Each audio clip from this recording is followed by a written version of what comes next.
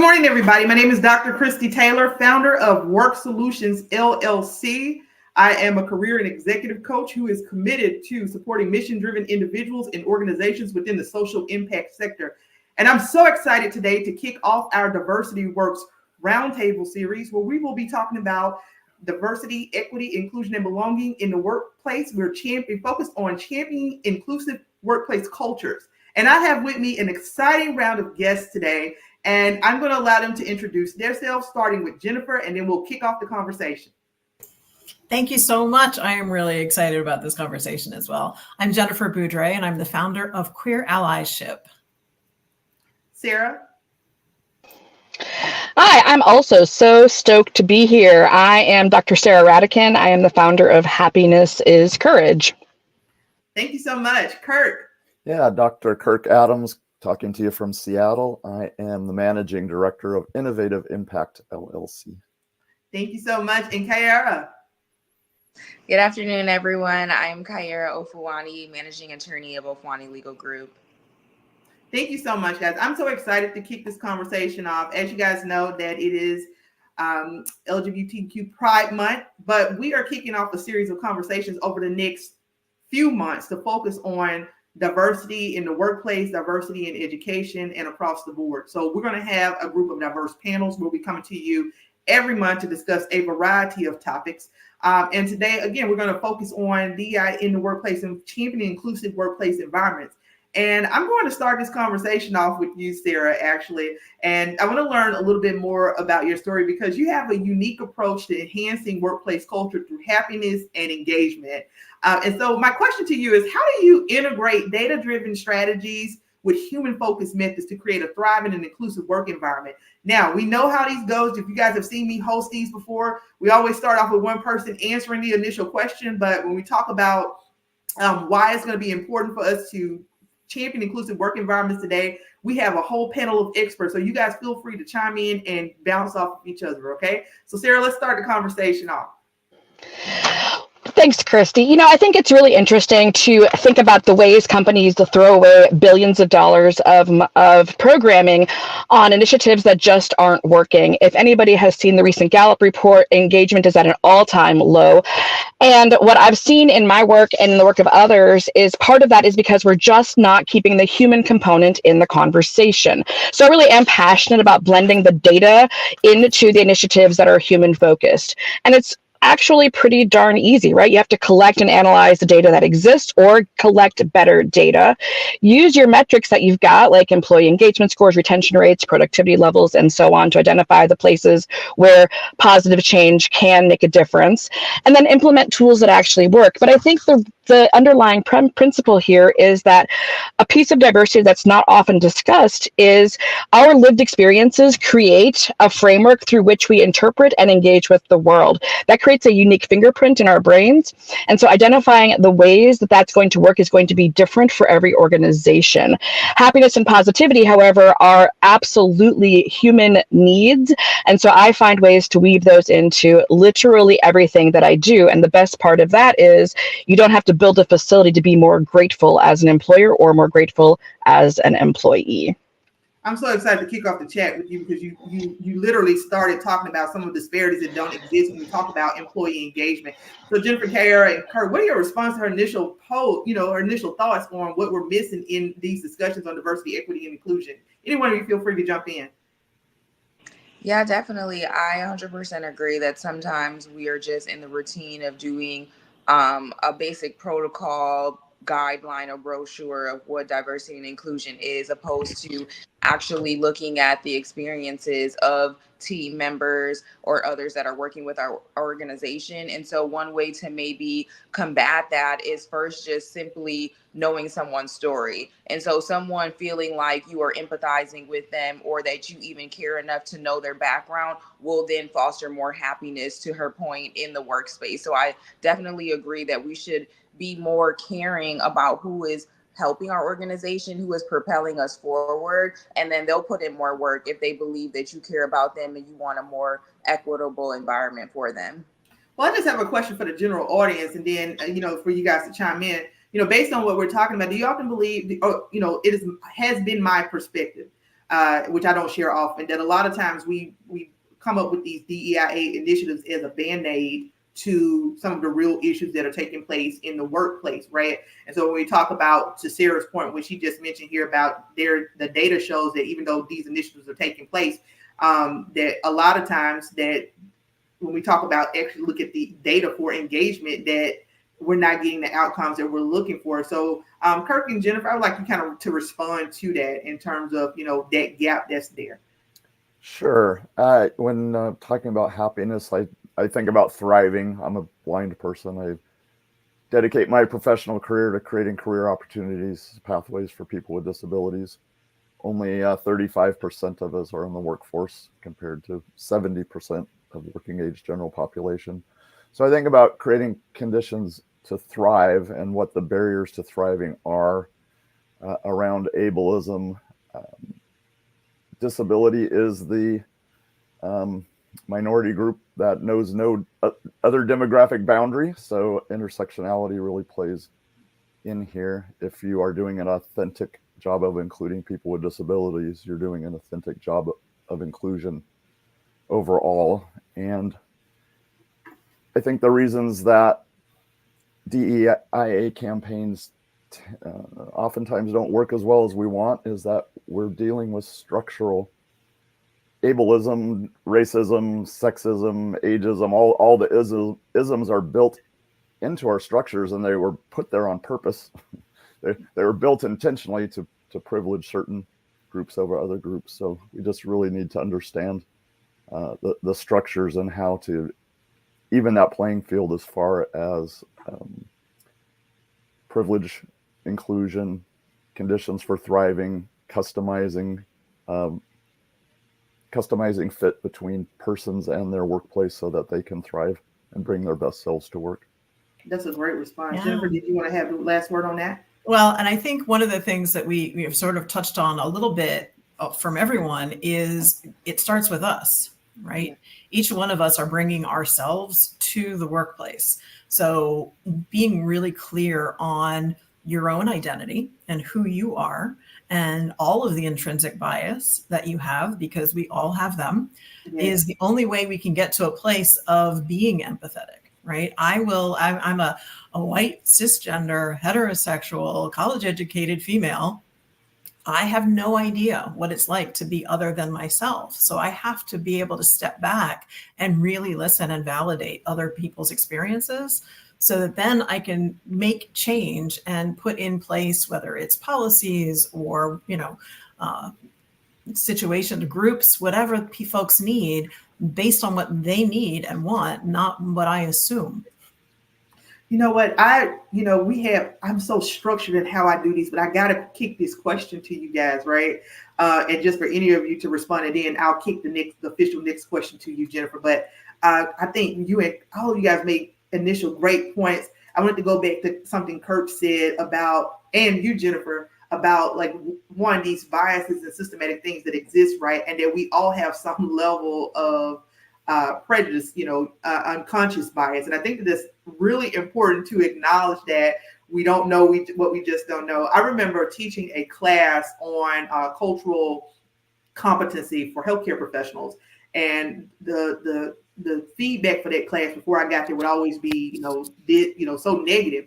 But I think we have to be able to foster conversations in a way, because once I started teaching the conversations, because one of the things I would say to students is, if I am a Black person, which I am, who grew up in a certain neighborhood or certain group, I am just only know what I know. And that literally applies the same if I am a white person growing up in the Midwest, right? And I wasn't exposed to, we don't know what we don't know. We just see what we see on TV, and that allows us to make assumptions about each other. So I wanted to give you guys a chance, the opportunity to respond to this. I made a Facebook post this morning before we started this event, talking about at some point, while I'm pretty apolitical, and any of the events that I throw, they're not going to be politically driven. At some point, as a leader, we have to make a transition and decide to make a stand about where we're going to be and what we're going to do and what we're going to advocate for, right? And we have to be able to make sure that we're not acknowledging the reality that these things exist. Having intrinsic bias, unconscious bias, right? Unconscious bias does not automatically mean you're racist. And I think that we just take stuff and run with it. And that's why it's important to educate people. So I want to give you guys an opportunity to respond to what I just said, because it's really based on the comments that Sarah opened the door for, and each of you responded, right, in terms of where we really are as a society and this unconscious bias and just this deeply rooted thing that if that even exists. Oh, it exists for all of us. I think one of the things that's also really important when it comes, especially, it's Pride Month, and, I'm here representing, the queer perspective, is that, again, people are bringing their whole selves to work, right? And when we look at the impact of legislation and what is happening politically, and I'm not going to go political, but we cannot forget that people are bringing that with them to work, their responses. When you talk about young folks, the Trevor Project's survey on mental health showed a dramatic impact on the mental health of youth because of what they're hearing and what is going on in the political arena. So if we want folks to be happy at work and in life, we need to understand that everything is impacting. Anybody else want to respond to that?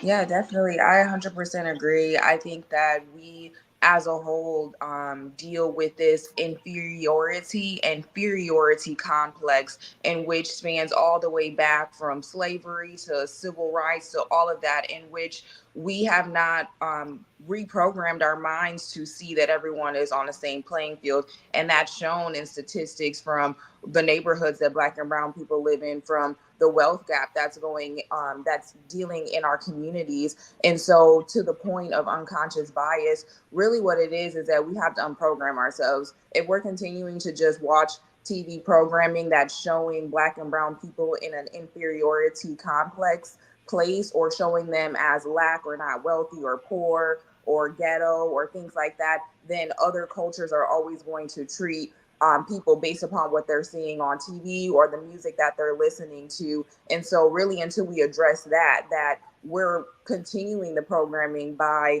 what we're watching on TV or what we're listening to or what we're doing on an everyday basis, and then reverse that into really showing how people act on an everyday basis. Because what we're seeing on social media and what we're seeing on TV is not how every culture acts on a regular basis. It's just a select few, or what they're just putting out there for commentary. And so really it has to be addressed that this is not how a particular group acts, or that a particular group isn't supposed to get some type of benefit over another, or is over another based upon past experiences, if that makes sense. So I 100% agree with you that we have to just speak it on the head of what the unconscious bias is, and then we're able to break it down from there.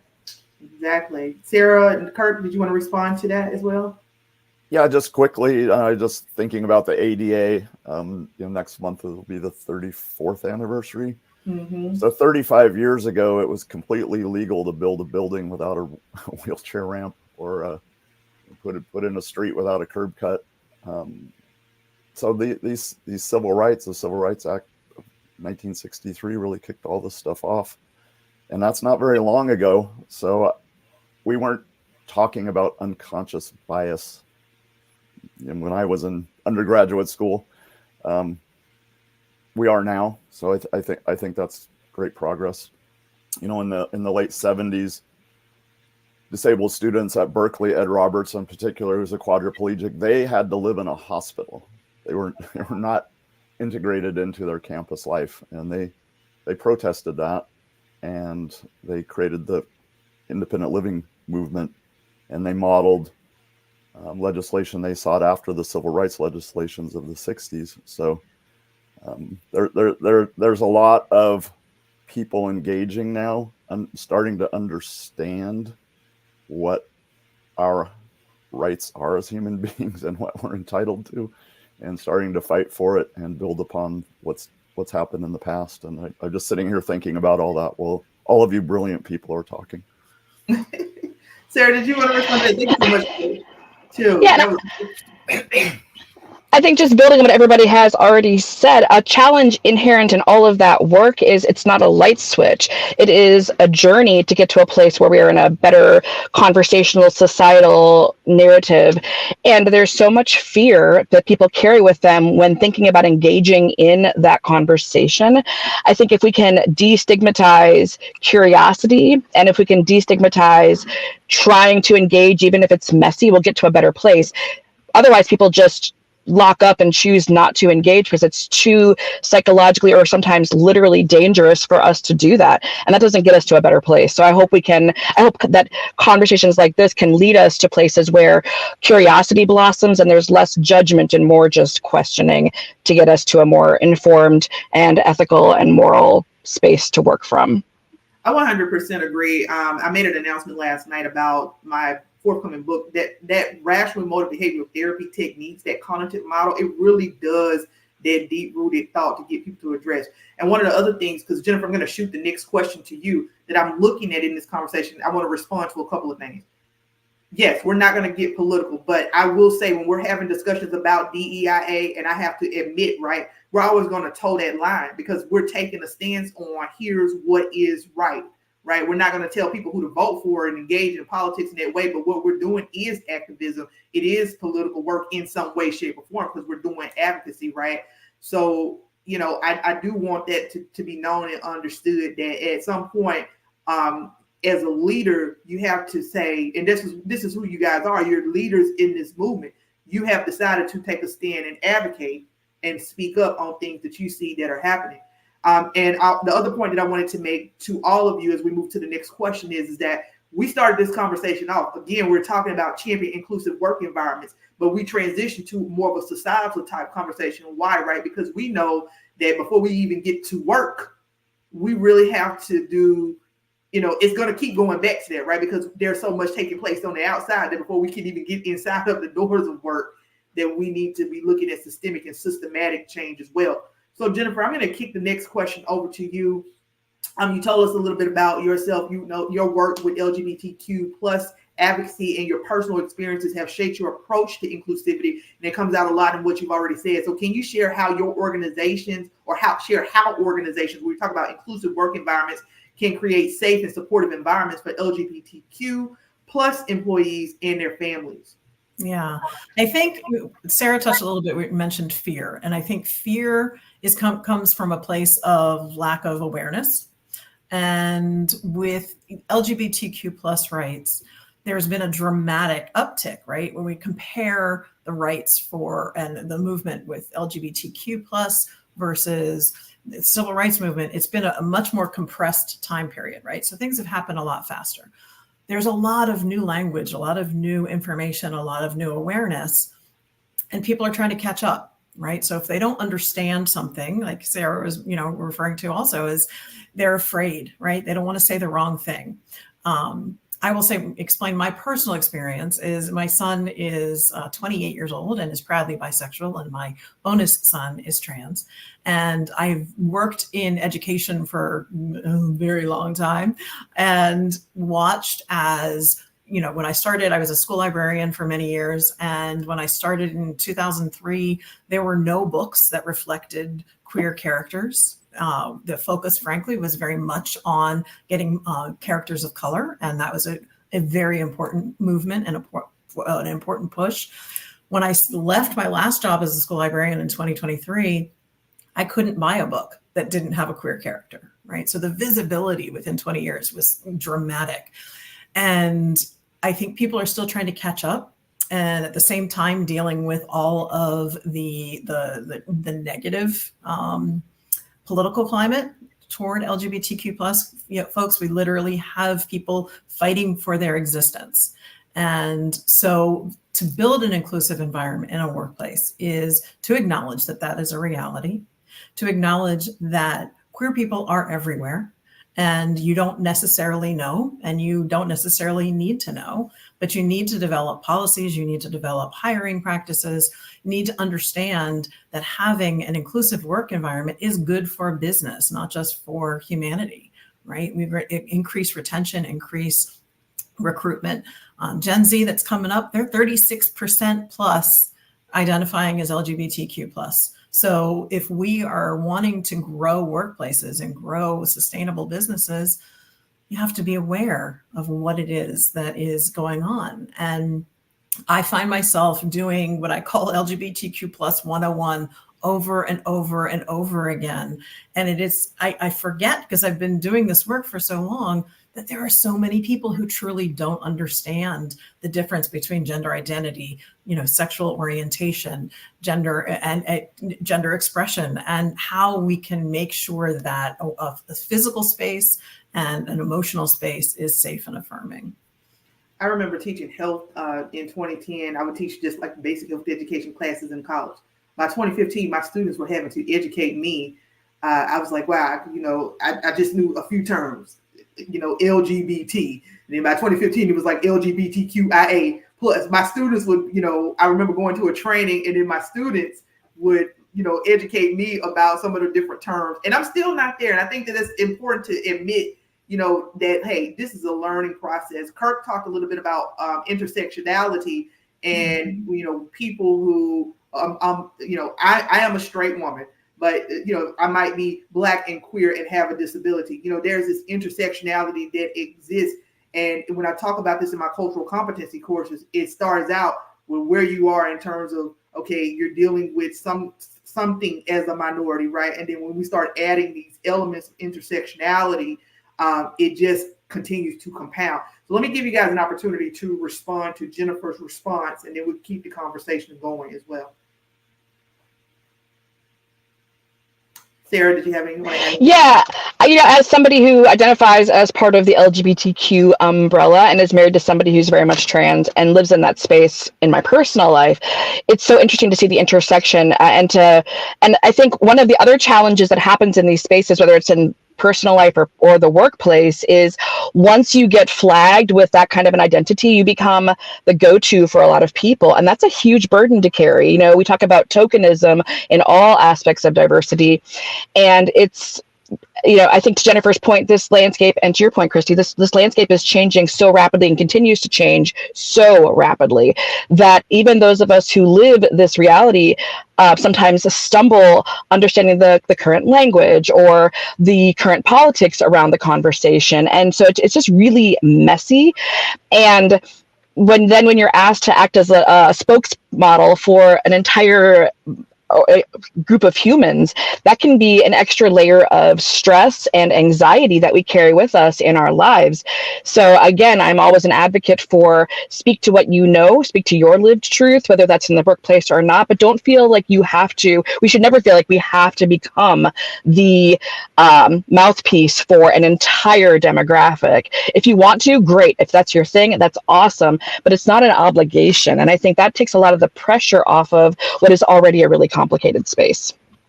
If I could also just add into that, this is why I think allyship is so vitally important, because as a straight white woman, I can take that burden, right? And I can help to educate, because it's too much for folks in the community. It is too much for any marginalized group to be the spokesperson and the educator all of the time. And so the more that we can help other people have awareness of all of the issues that we're discussing, the stronger we're all going to be. Kirk and Kyara?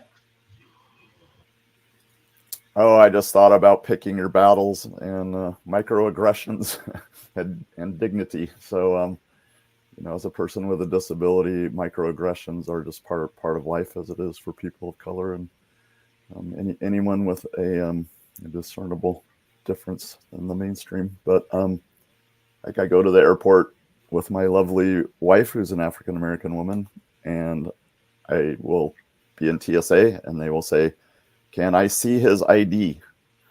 Does he have any metal in his body?" And I will say, I'm here and I have a visual impairment, but not a hearing or speech impairment. So would you please speak directly to me?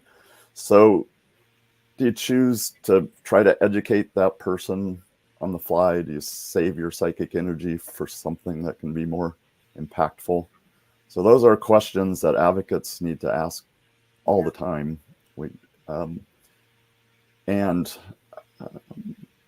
I think that the allyship point that was just made is so vital, so crucial. My children are biracial, no disabilities. They are disability allies. They will make a point. I've seen both of them do it around accessibility, ableism.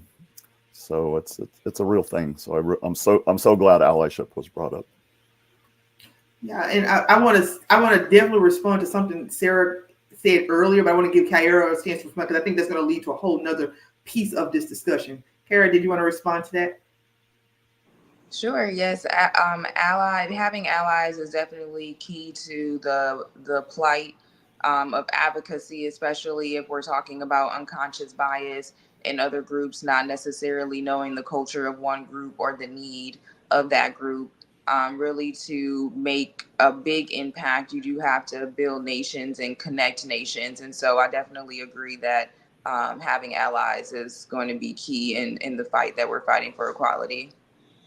So when we talk about disability, race, gender, sexuality, Sarah mentioned something that I feel like, Kyara, we all can probably really relate to, but I've experienced this as a Black woman a lot, right? And that's this concept of tokenism. It is really, literally one of the reasons why I said I would never cross over into this space. But I'm a history professor. I have a degree in health science. I have degrees in education. It's like I know statistically all of this stuff, right? And I'm holding myself back from these conversations because it's always like, oh, well, you're a Black woman, you are a veteran, you are this and that, you make the perfect rep. So you come to me. And I love, Sarah, what you said about not feeling like you have to be the representative for an entire group just because, okay, you identify as LGBTQIA, or just because I'm a Black woman, or just because, Kirk, I'm somebody who has a person with a disability, I gotta be, So I want you guys to speak to that piece of maybe your experiences with tokenism. I want you to speak to that piece on your perspective, because again, it could be a big jump. And when we talk about, especially in the workplace, I used to refuse to be on certain boards just because, no, you're not going to choose me because I'm the perfect fit. That is tokenism, And so let me give you guys a chance to respond to that. And then I'm going to kick the next question to Kirk for our discussion. But definitely want to talk this piece on tokenism in the workplace. Yeah, I definitely agree with you. Tokenism is a thing. So with me growing up in the Midwest, I grew up in Wisconsin. And so I definitely grew up with a lot of Caucasian counterparts. And with me being a small percentage of Black or brown individuals in the schools. And so definitely was used to speak about diversity many different times, whether it was doing when I was at my internship, when I was at school, whatever the case is. And I did take the position in the past of sometimes like, oh, like maybe I don't want to speak for everyone. But that kind of has changed. Yeah. And why do I say that? Because really, we are called to speak to the masses and we have to speak the truth. And if you are called upon to bring a different perspective and make change in that moment, then it to transition your perspective of it being an honor and a privilege to change someone's mindset, right? Because we don't have as much, sometimes we're like, oh, we might meet them another time. Hey, it's not our responsibility to change their mindset. But if it's not our responsibility, then who is it going to be? Like, who is going to change their mindset? When are they going to encounter someone else like you that may change the trajectory of their life and then change the trajectory of others? Because if you change their mindset, then they're going to treat others differently or maybe change their actions. And so while tokenism may not be the best thing, or maybe may not be what you particularly want, maybe changing the position that it's an opportunity to make great impact, maybe some way to take that. But yeah, I definitely had tokenism happen many times. I'm always that person that's going to speak truth. I can remember a time that I had an internship where there was a diversity program where they had students come work for a corporate firm, and it was all Black and brown students and things of that nature. So they would feed us every day. And so this particular company felt as though they should buy us Popeye's chicken for lunch one day thinking that they were appealing to a Black crowd. However, in my opinion, that was very racist or stereotypical, and to think that just Black people eat chicken. And mind you, I'm alkaline vegan, so I don't even eat chicken. And so, I had to just explain to them, like, I knew they were going to feel some type of way about me, but I had to communicate to them, like, hey, you guys are contributing to the health disparities in the Black community by giving us fried chicken from somewhere. You're contributing to stereotypes by thinking we want to eat Popeyes. Like, at least get us a gourmet soul food or something. But you guys went to a fast food Popeyes and then thought that that's what these students wanted, right? And so that may cause a conflict, or I may have been like, okay, like this may be a tokenism moment where they're expecting me to teach them, but it was necessary, if that makes sense. Yeah, I think that really makes sense. And I want to give everybody else a chance to respond too, because I love the way that you change your perspective. This roundtable series is the shift in perspective for me. I remember having a conversation with my uncle, who is a key leader, and we were talking about this, and I was like, hey, I don't sit at these tables for this reason, but I show support, right? And he was like, you need to be there, because it's exactly what you just said, Kyara. And that one conversation changed my perspective. And I was like, I got to get into this space and bring people with me who are really doing this work. And so Jennifer, Sarah, Kirk, let me give you an opportunity to respond to that, because Sarah, you was the one who kicked it off, right? I want to say just a quick thing again about allyship, which I view my role as an ally is to stand in front and take the arrows and then step aside and to amplify the voice of the people that I am being an ally to. And so again, it's always being very clear that this is not my lived experience. I can educate you, but I'm not here to speak on behalf of anyone other than myself. But I do think it's important for folks, again, within the workplace to find those allies. If you are exhausted by being the person that has to be at the table all the time, find that ally that's going to be willing to help your voice be amplified, to not speak over, but to amplify. And I want to respond to you, Jennifer, when we talk about allyship. And it was something that Kyara said a little bit earlier in her initial response. When we're speaking, right, and we're speaking about obviously when I speak, I'm speaking about the Black experience, Black woman. But what I always try to say is that we're not a monolith. And I think adding that into the conversation because we know as Black women, and I'm sure it is the same, right? People are looking at you as that monolith because automatically you're becoming that representative. So Sarah, you might say, okay, well, I am not, this is the life I'm just happening to be living, but people will still look at you as that example, right, for a collective. And so let me give you a couple of final words of response, and then Kirk, and then we're going to kick it back to, Kirk will be the last response, and then I'm going to ask Kirk his direct question as well. Just really quickly, I think part of the reason it's so exhausting is so often the opportunities that are granted in the workplace are additional duties that are considered volunteer activities, or not compensated well. I don't think that fast food counts as compensation. And so you're being asked to step into an uncomfortable space to represent an entire group of people, even though you only have a fraction of the experience, and it's like out of the goodness of your heart. So I think from an organizational perspective, it is so crucial that company leaders recognize that when you ask somebody to step into that space, even if you're calling for volunteers, you need to make sure that you are compensating them for their time somehow, some way, in a way that is appropriate. Because just putting a volunteer committee position on your LinkedIn profile doesn't get you anything. So I want to make sure that company leaders don't feel like they're off the hook for really taking advantage of people under the guise of it's a growth opportunity, because it very rarely is. Listen, my God, let me get Kirk to respond, but I do want to say, Sarah, listen, one of the other biggest problems I've had is when people have created these DEIA positions, right? Grand titles, and then you give people work. You say, oh, well, you're going to be able to Title IX. Like, you're giving them work that's human resource, like just creating these positions just so you can say we're addressing DEIA within the workplace. And so we've appointed a DEI. Oh my God, I'm sure you guys have comments on that. Let me get perspective from Kirk, and then I'm going to shift to the next question.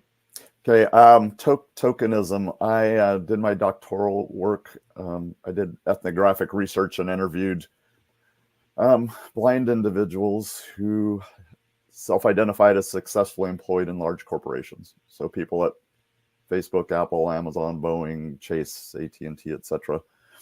And they had all self-identified as successful. One of the themes that came out with every person was disappointment. And everyone was disappointed on how much they had to continue to fight for accommodations. Everyone was disappointed that there weren't any other people with disabilities as high on the org chart as they were.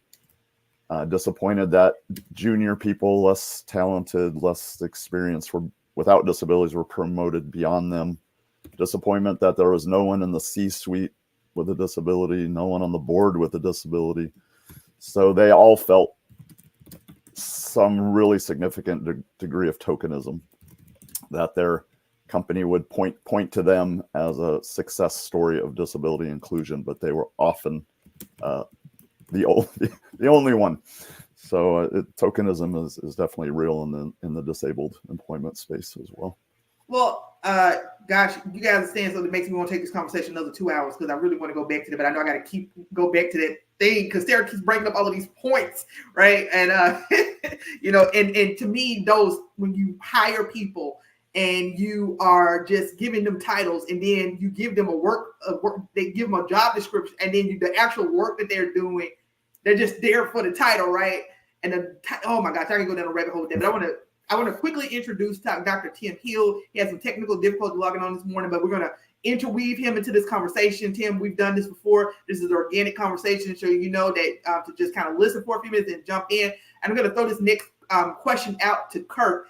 So, Kirk, their work, we talked a little bit about, we've heard the voices, Black women, white women, LGBTQIA, and all of this diversity stuff. And you are sharing your experiences from the perspective of somebody who is an advocate for people with disabilities. And I love the fact that you brought up intersectionality. And so your work really focuses on accelerating the inclusion of people with disabilities in the workforce. And so when we talk about these inclusive workplaces, what are some key strategies that companies can use to actually implement, but not only hire, but also actually retain and support employees with disabilities? I would say the easiest, most effective way to start creating a disability culture is to focus on self-disclosure. So if you're an organization of any kind with, say, 15 people or more, you're going to have someone in your organization as a person with a disability. 70% of disabilities are not visible. So you're working with people who have disabilities who could benefit from an accommodation, could benefit from customized support that could allow them to bring more of themselves to work, that could allow them to thrive better in your organization. So when I consult with companies, I always say, let's start baking self-disclosure in, whether it's a performance review time or on people's anniversaries, whatever natural touch points you have with people in your organization, start asking and start giving examples. So-and-so got a bigger monitor because they can do their work better with a larger monitor. So-and-so needs a 2-hour break in the afternoon because of their disability. So once you start having people self-disclose and you start doing the right thing and customizing the fit between that person and the workplace, that starts shifting a culture into that thoughtful space, which all employers should be having. Like, what do the people in this organization need to thrive? And if a person has a disability, that customized fit will look a little different. But I really think self-disclosure. I'll just give one story. I was hired by a arts organization here in Seattle that runs 3 historic theaters. They have about 100 employees, 900 volunteers. They wanted their staff and volunteers on audiences to reflect the community, which would mean 15 to 20% should be people with disabilities. And I was interviewing a leader in their organization, and she said, we have a person with a disability working here. And this was a very severely developmentally disabled gentleman, nonverbal, who had a job coach and work part-time in maintenance. And I said, guarantee you have at least 10 people working in this building with a disability right now. And in a subsequent conversation, talking to another leader, and somehow it came up, she said, well, can you sit on my right side? Because that's the side I can hear from. And we were just chatting. She said, yeah, I have a lot of trouble hearing in staff meetings and retaining the information because it's so noisy and you can't really hear. And I said, well, there are some technologies we can use that will allow you to hear better and feel more comfortable and less stressed. And so she went to HR and requested an FM system. And a month later, when I went to back visit, she was using it. That was an accommodation. It was visible. She was in leadership. She was able to talk at the next staff meeting about what an accommodation is, how it had helped her, and encourage others to do the same. I really love the point you talk about self-disclosure. Let me give folks a chance to respond to that and the importance, because I think I purposely added the A because I think so many times we get DEI, right? And we get into those dynamics, but we leave off again, forget that Kirk said 70% of people have some form of disability. So anyway, let me give you a chance to respond to that. I love this idea of self-disclosure and accommodation. I just really love that Kirk mentioned the scaffolding of giving people an idea of what they can ask for as an accommodation, regardless of what the situation is that's causing a barrier to them living their best life in their space. Because I think so often people don't know what's on the table as an opportunity. And so it's super helpful to give people just a starting point to build off of, and then to be open to a conversation as opposed to, here are the 3 things we offer. That doesn't really help anybody but the 3 people that it applies to. Yeah, and it goes to show in that organization that you did that partnership with Kirk, when we were talking about, okay, we have one person, and then you go and talk to other leaders and find out, hey, that individual that there are more disabilities, folks with disabilities exist. It just also highlights the importance of people's voices being heard, right? Yeah. The level of comfortability. And they're building it into their performance review process. So annually, when a manager talks to their employee, they're going to talk about accommodations and say, we have a budget. We want to provide every employee with what they need to be thriving here. And here are some examples. So. We'll get a couple more responses to that, and then we're going to move on to Kyara, just because of the fact we're going to keep pushing forward to hit our timeline, okay? I want to think also, kind of linking this back to the conversation around tokenism and keeping in mind that someone's identity or someone's disability or needs is one piece of who that person is, and to ensure that that does not, translate into them becoming the token representative for whatever issue it is that we're discussing, or that they're self-disclosing. Today the Work Solutions is also supporting an organization called Meta Association, and they're throwing a Meta Men Summit. And one of the points that I always have George, we work together often on events like this, is that hearing when we're dealing with people with mental health, right? Statistics 1 in 4 people suffer from some form of mental health. So when we talk about all of this stuff taking place in the workplace, to Kirk's point, these conversations are important. I wanted to get a comment from Tim, because I know that you work as if I'm correct me if I'm wrong, education psychologist, right? And we both come out of education. We're working these IEPs for students and supporting them and making sure that we provide accommodations for them. So I want to get your perspective on that, and then I'm going to kick this over to Kyara so that we can ask her a few questions about her experiences as well. Yeah, I appreciate you. So I just want to clarify, I don't work as a school psychologist. What I do is I'm an education consultant, and I'm also a therapist. But even in working in the schools, the one thing I will tell you is a lot of times we get an IEP plan. And if you don't know what an IEP plan is, it's pretty much the plan for a special education child is really what it is.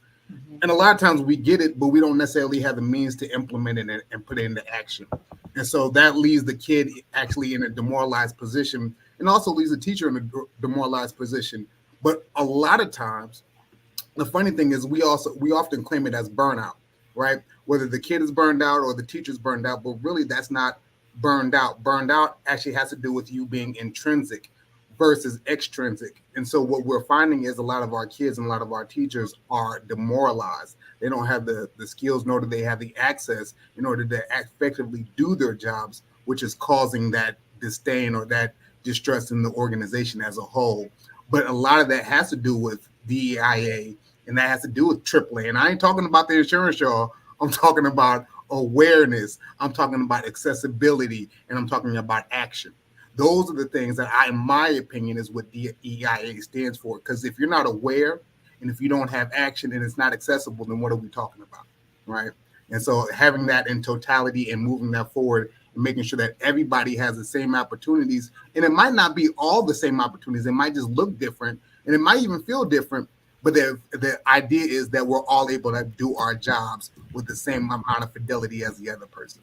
Thank you so much. And the reason why I think that's so important is because when we talk about, I love what you said there, because when we talk about building inclusive workplaces, to Tim's point, we got to make sure that people have the resources that they need, right? So we open those spaces up, and can be the disillusion of these people are burnt out. They burnt out because they don't have the resources, and that goes back to Sarah's point of paying and properly compensating people. So Kyara, who has been an advocate, she's a lawyer, and I have to give a shout out to the fact that you were a beauty queen. You've done all these awesome things, but you've done a lot of extensive work in nonprofit law and community activism, and I think that it shows in some of your answers and highlights your dedication to social justice. And we here at Work Solutions, we do focus on social impact work from a coaching standpoint. So when we talk about creating these inclusive workplaces, how can organizations integrate principles of health, food, and environmental justice within their DEI strategy to benefit both the employees and the broader community? That's a great question. I would say that the addressing of the wealth gap is going to be one of the first things that we have to address when it comes to health, food, and environmental justice.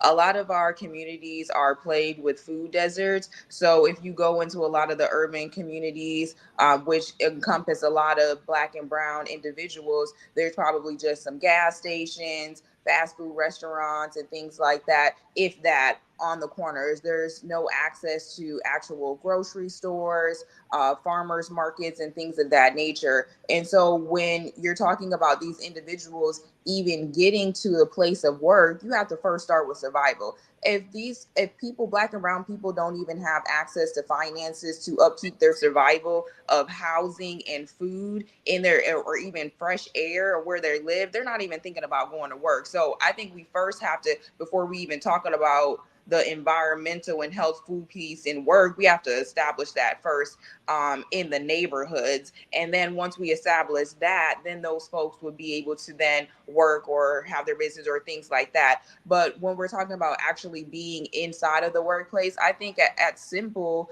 we could just start providing more finances. Honestly, it's a financial thing. It's a wealth gap thing. I'm not even going to lie to you. If we're talking about how when we're looking in Black neighborhoods, there's smog in the air, or they can't even get fresh fruit, like, I'm just still sticking at home because I can't even get to the work piece, because I'm still thinking about how they're not even at work because they're not eating or breathing correctly. So I think that first we have to address that. We have to address that we need to get more clean environments. We need to get more access to healthy food and things of that nature, and then go to work and then be able to go to work. But once we are at work, we have to address more inclusivity of what the new cultures are. And so that's also why I wore my traditional fit. So I'm not, my husband is Nigerian. And so I do like to wear some of the African traditional fits, but we should be able to, when we're talking about environment, wear things like that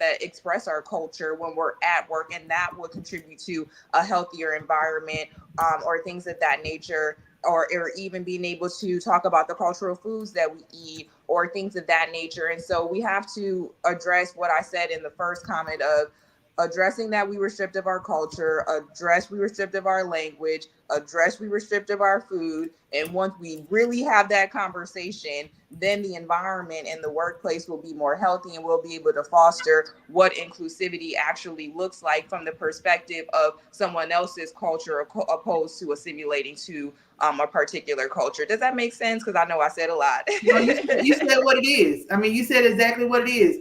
All of these, I think that this is going to happen every time we have a conversation about this, right?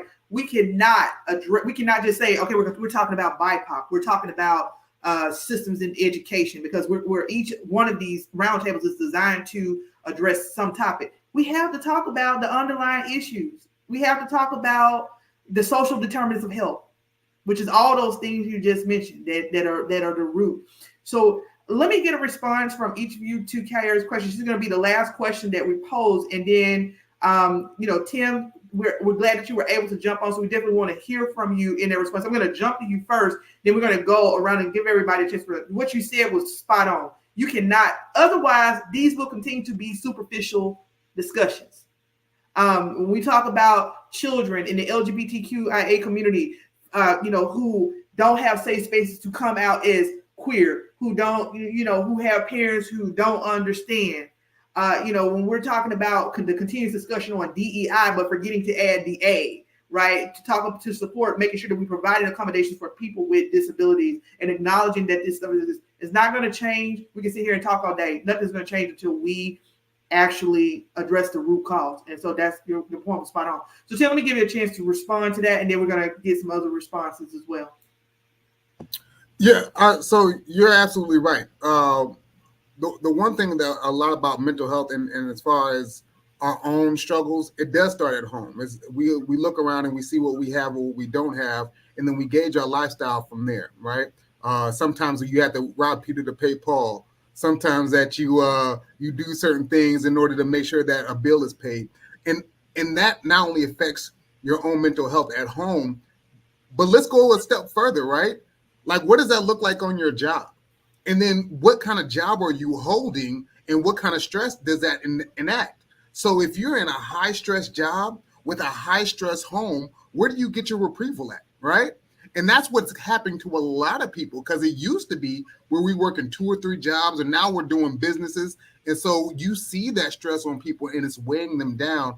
And even you don't have that diversity and inclusion, if you don't feel welcome on the job place, and you don't have those skills to have that dialogue, then what do you do, and how does that job ever get done, or how does it even look like the function looks like for any of us, right? And so that's one thing that I always try to tell people when I see them in person. Remember where you're at, where you're trying to go, and what are the barriers that is preventing you from getting there, and what are your workarounds. And when you can do that, then you can start seeing true change, not only on the job and the function that you're doing, but really it starts in here. Exactly. Let me get one more response to that, and then we're going to start to wrap up this conversation.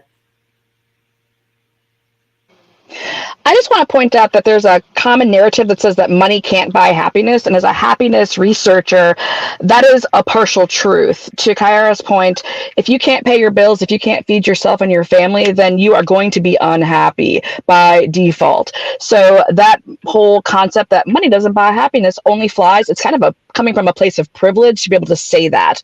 It's true at a point, but what we're talking about is a lot of people who live in a space where they don't have enough to just get by on the day-to-day. So I think that's an important distinction to make. And that's why I talk about these types of conversations. Yes, we're not here to go on a full banter march of, politicism, right? But it's always going to be on the verge, because people need to make livable wages. People need to be able to have access to, if I ask for an accommodation at work, I need to be able to have access to that accommodation. Really is law, right? So this has been a great conversation today to kick this off and get us started. I wish that I could go for another hour with you guys. But what I want to do right now is when we talk about cultivating these inclusive work environments, I'm going to go around the room. I'm going to give you about 30 seconds to respond, 30, 45 seconds max, right? To respond to give me your final, what can they do? And then also everybody, this is everybody's final plug. So shamelessly, unshamelessly, we have about 4 or 5 minutes left. Plug your business, 45 seconds, go. Jennifer. So my business is Queer Allyship, and you can find me at queerallyship.com.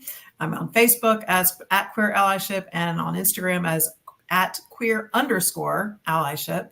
And what I want folks to know is that if you have queer people in your workspace, or if you have people in your workspace, you have queer people in your workspace. And it is really, really important for people to gain the awareness and the understanding. And I am here to help.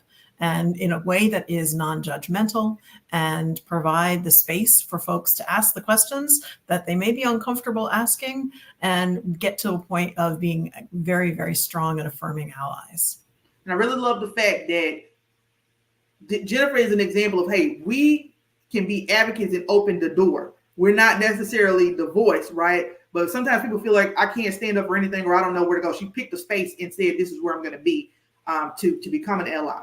Sarah, what are your words of wisdom, and how can people find you? I'm easy to find. I'm at Happiness is Courage on all the platforms, happinessiscourage.com. There you can find copies of my books like Silver Threads, Living a Life of Gratitude.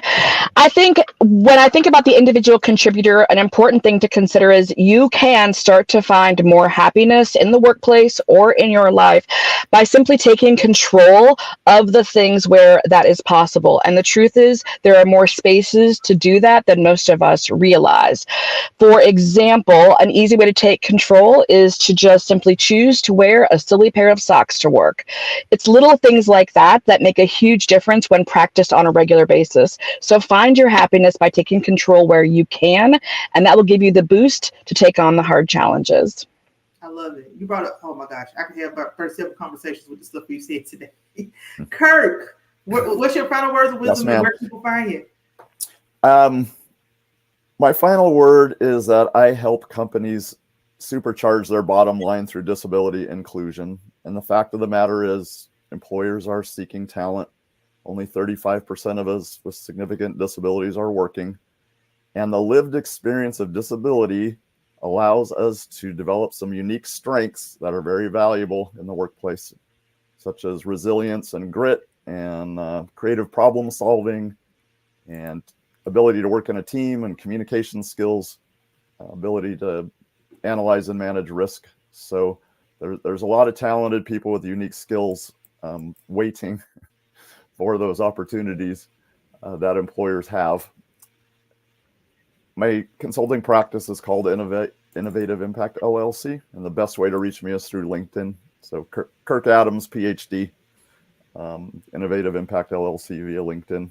And I will talk to anyone, anywhere, anytime about accelerating the inclusion of people with disabilities in the workplace. Love it. Thank you so much, Kirk. I mean, you guys have made so many great points today. Kyara? Yes, I would say the two pieces to lead with is to speak up, speak truth, and be aware, and also to be civically engaged. You can follow me at Dr. Ofuani on all social media platforms, and I also put my email and Calendly in the link below. I wrote a book called Health Reparations. And so as we look at the Tulsa massacre being dismissed, affirmative action being overturned, and things of that nature, you being civically engaged and aware is going to be very key to making sure that we don't regress from the progress that we have made. So check in and tap in with us, and we'll give you more information on how we can progress together. Listen, there is a whole conversation that I feel like we just need to, we're going to talk tomorrow, because we need to do some talk about what is happening in Oklahoma, right? I just don't, this is the only place, from my understanding, the United States that has had bombs dropped on it. And then you have a judge to say, no, we can't repay you for the systematic damage that has been done generationally to your family. That's crazy. We're going to talk about that. Tim, let me get you a plug, and then I'm going to close this out. Yes. You can find me at Dr. Tim Hill, drtimhill.com. My business is Inspyre Education and Counseling. What we do is we bring culture and community to not only the school, but we also bring it to your life and your relationship. I also want to plug the We're Doper Together hip hop relational R&B and hip hop tour coming to you soon. So the thing is honestly, we just want to make sure that your mental health is good, because if your mental health is good, it doesn't matter what is going on in the world, because yourself ain't right. So keep working on yourself, keep growing yourself, and we'll see you soon. Man, I am so excited. I'm so thankful for each of you today. My name is Dr. Kristy Taylor, founder of Work Solutions, LLC. Today is the first of many conversations to come. I have an upcoming book, Introduction to the REBT framework, that introduces my framework that I use for coaching, as well as it is a system that can foster dynamic change within organizations. Our next event, we're going to be doing this on a monthly basis, is going to be on July 27th. It is Disability Pride Month, and we're going to do that at 10 o'clock a.m. on the 27th. So you'll see more information about that Thank you guys for tuning in today. This has been an awesome conversation, an awesome start. And you see that we're not going to just address the superficial things. We're going to address the deeply rooted issues. So this will be available for replay within the next few hours. So thank you guys for tuning in, and thank you. We're excited to have you and all our guests today. Have a great day.